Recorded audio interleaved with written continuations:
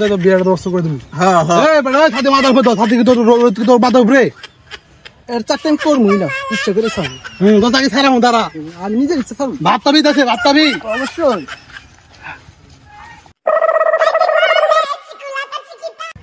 পোলাটা তো গেল রে, শালার আজকে তোর মাথা মুতা মনে হয় খারাপ। কি যে অঘটন ঘটাবো আজকে, দেখি কোনে যে গেছে, আবই নি একটু পরে বাইক। এই যে আমার বাপ। হ্যাঁ চল বস বস। আচ্ছা হ্যাঁ ভাইস্তে, তুমি আমার বাসায়, আমার পোলা কি কোনো অঘটন করছে নাকি? না চাচা, কোনো অঘটন তো ঘটাই নাই। তোমার পোলায় তো বিয়ে করবা, বিয়ে করাও নাকি? বিয়ে তো করাইতেই চাই, ও তো কোনো কাম কাজ করে না, ও নিজের পায়ে দাঁড়াক, তারপরে ওর আমি বিয়ে দিবো। দাঁড়াইবো নি, যাও বিয়ে হাজি দাও, রাস্তাঘাটে মঙ্গল আমার খারাপ করে না, বুঝো না তুমি? ও কি করছে আগে এটা কও, ওর একটু ঠাপায় নি। ওই চার রাস্তার মোড়ে বন্ধু বান্ধব সবাই নিয়ে মিছিল ডাকছিল, আমি অন্তত উঠে নিয়ে এলাম। মাস যাবে খারাপ করবো, বুঝো না? এলাকার পোলা হবে না এটি। হ্যাঁ বউ ভাই, আমি কি এতদিন বাবার পায়ে দাঁড়াইছিলাম?